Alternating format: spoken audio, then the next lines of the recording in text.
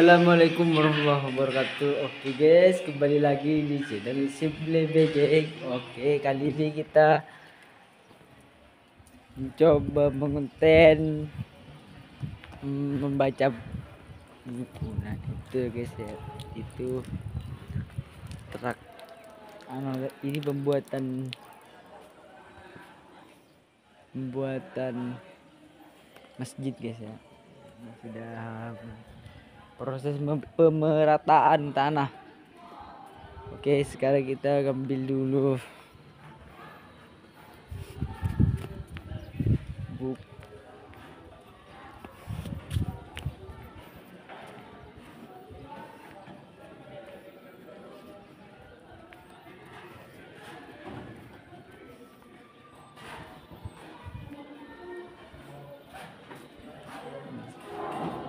Ini kita ambil buku yang berjudul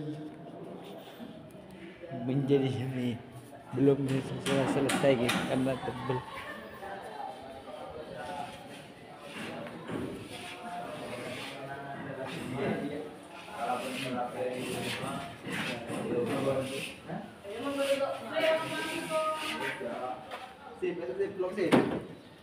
Vlog ke sana pagi nih, apa-apa.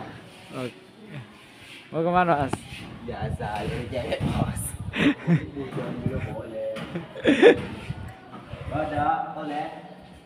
Oke, ada tuh yang ini. Ayo lana, atas sih.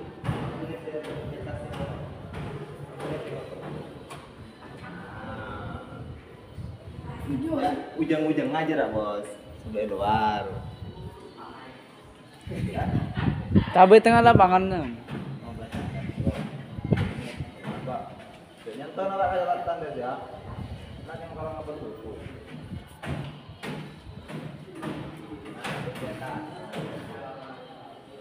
Cuma buat tujuan. Oke. Kan manja. Jadi apa kene?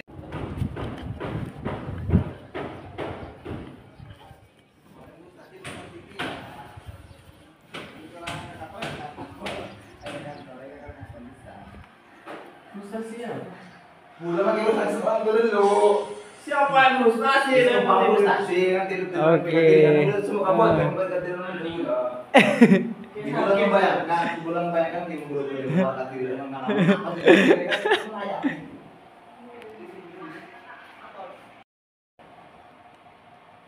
Oke, assalamualaikum warahmatullahi wabarakatuh.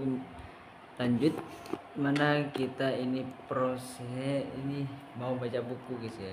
Kalian coba dengarkan. Nah, membagi satu ilmu itu berpahala. Kita mencoba mencari pahala akhir dulu. Jangan terus mencari dunia dan dunia. Kita harus pikirkan juga yang namanya akhirat, karena hidup yang abadi itu di akhir nanti. Kita sharing aja di sini ya guys, sharing ilmu. Bismillahirrahmanirrahim. Kita sampai bacanya sampai di halaman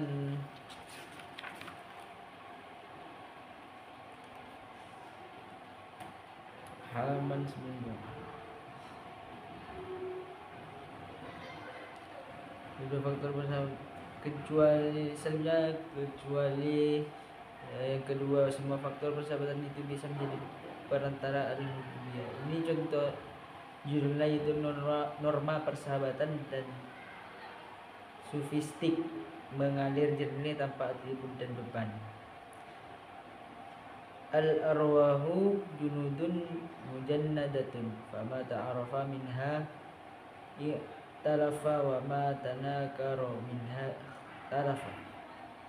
Artinya jiwa adalah prajurit yang dikerahkan, jiwa yang saling mengenal saling mendekat, sedangkan jiwa yang tak saling mengenal saling menjauh.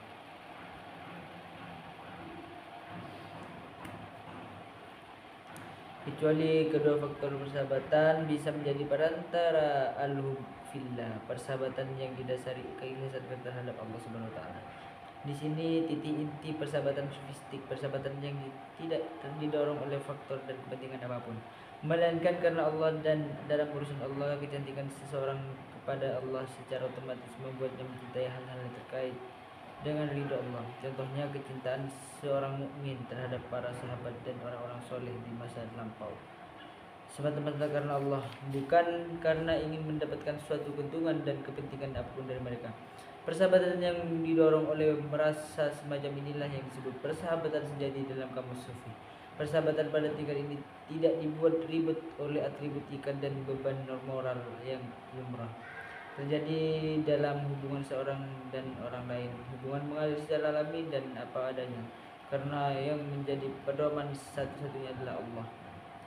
Syekh Abdul Salam bin Masisi, guru Imam As-Sazali, pendiri tarekat Zazaliyah, berpesan kepada beliau, jangan engkau berteman dengan orang yang senantiasa mendahulukan dirinya daripada engkau. Karena hal itu adalah kekijiran. Jangan pula berteman dengan orang yang senantiasa mendahulukan engkau daripada dirinya. Karena hal itu jarang sekali bisa bertahan lama. Bertemanlah dengan orang yang bila dilihat menyebabkan ingat kepada Allah. Berteman itu kepada orang yang menyebabkan diri kita itu ingat kepada Allah Subhanahu wa ta'ala.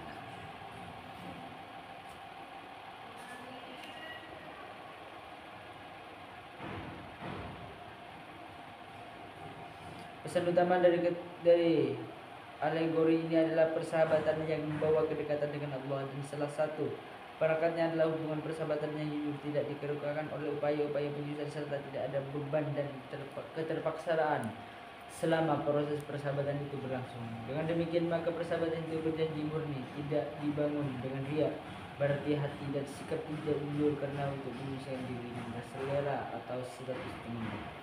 Hal yang senada dengan itu juga ditegaskan oleh Imam Al-Ghazali dalam Ihya. Beliau menyatakan satu etika persahabatan sufi adalah tidak terbebani oleh temannya, takalluf atau membebani temannya, taklif. Tidak membebani dan tidak saling tidak membebani dan tidak membebani dan tidak saling membebani. Tidak terbebani dan tidak membebani pada yang lain. Itu pertemanan, katanya Imam Al-Ghazali. Imam Al-Junaid berkata, jika ada dua orang yang bersahabat dalam urusan Allah, lalu salah satunya merasa risih atau merasa segan kepada yang lain, maka berarti ada yang bermasalah pada salah satunya. Sayyidina Ja'far As-Sadiq menjaga bahwa teman yang paling berkesan di hati adalah yang tidak mendatangkan beban dari Allah. Saat bersama dengan dia tak ubahnya, saat dia sendiri mengalir apa adanya, dan tidak ada yang disembunyikan, tidak ada yang dibuat-buat, tidak malu, tidak risih, tidak perlu bermanis muka, basa-basi dan sebagainya.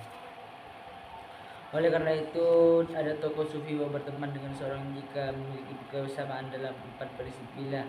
Bila ia tidak pernah berpuasa sunnah, maka temannya tidak bilang berpuasalah. Bila ia berpuasa sepanjang waktu, maka temannya tidak bilang berhentilah berpuasa. Bila ia tidak pernah sholat sunnah di malam hari, maka temannya tidak bilang bangunlah untuk sholat. Bila ia sholat sepanjang malam, maka temannya tidak bilang tidurlah. Lebih dari itu, ada tokoh sufi yang menegaskan jangan berteman kecuali dengan orang yang tidak menyebabkan engkau menambah-nambahi kebaikan di hadapannya dan tidak menyebabkan engkau mengurangi keburukan di hadapannya. Namun demikian, persahabatan tanpa beban itu bukanlah filosofi mutlak dalam dunia tasawuf. Hal ini hanya dilakukan dalam level tinggi dan oleh orang yang mencapai tingkat arifin, sehingga ada yang menyatakan jika engkau menemani ahli dunia, maka pakailah etika sosial adab. Jika engkau menemani ahli akhirat, maka pakailah ilmu. Jika engkau menemani arifin, maka lakukanlah sesuka hati.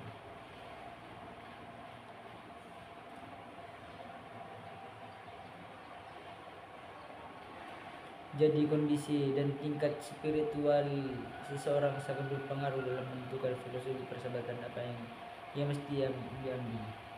Dalam level standar, persahabatan sofistik tetap dibangun berdasarkan filosofi tinggi rendah.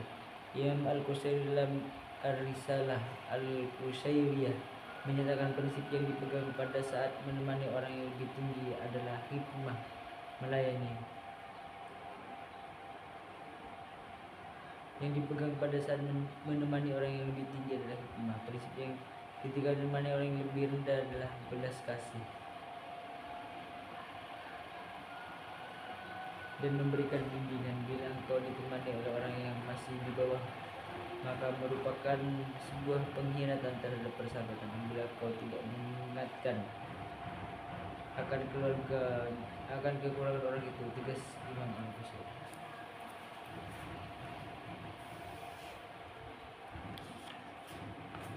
Begitu pula Imam Ibnu Athaillah dalam kitab Al-Hikam persahabatan sofistik. Yang beliau tekankan adalah memanggil menimbang manfaat ukhrawi dan persahabatan itu.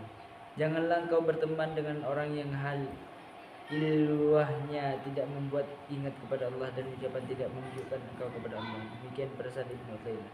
Ibnu Ajibah, salah satu pemberian syarah terhadap Al-Hikam, memandang bahwa alegori Ibnu Athaillah ini terkait erat dengan hubungan guru dan murid. Persahabatan di jalan tasawuf merupakan hal yang sangat penting dalam perjalanan suluk kepada Allah. Hal itu karena orang yang sedang sibuk butuh ditemani oleh mursyid dengan bimbing. Orang yang tidak memiliki guru, maka gurunya adalah setan. Tegas Ibnu Ajibah mengutip beberapa ujuran tokoh-tokoh sufi. Mungkin karena itulah kosakata sohiba, menemani, yang disebabkan dalam kisah-kisah sufi sangat banyak sekali yang bermakna menjadi murid atau pelayan yang selalu berada di dekatnya. Hasil dalam membangun hubungan yang sangat pribadi antara diri dengan Tuhan, para sufi masih menggunakan persahabatan sebagai peranata. Namun kata persahabatan dalam kamus mereka adalah sesuatu yang sangat dalam dan sangat lembut maknanya, sangat unik dan dalam banyak hal terlepas sama sekali dari tata nilai persahabatan yang dipegang oleh masyarakat secara umum. Jadi ini kalau disebutkan, intinya kita mencari teman itu yang bisa mengingatkan kita kepada Allah, bukan yang mengajak kita kepada jalan yang mungkar, yang bisa mengingatkan kita kepada Allah. Dan kita kalau kalian punya sahabat yang risih, mungkin itu nggak akan lama kamu akan bersahabatan dengan dia. Jadi kalau berteman, kita jangan risih kepada orang. Kita harus gimana ya seorang bisa suka kepada kita. Mungkin hanya ini yang bisa dibaca pada hari ini. Udah 10 menit ya. Oke, dari saya, bila ada kata-kata yang berkesan tidak baik dan berkesan tidak bagus, maka saya minta maaf. Dari saya cukup sekian. Assalamualaikum warahmatullahi wabarakatuh.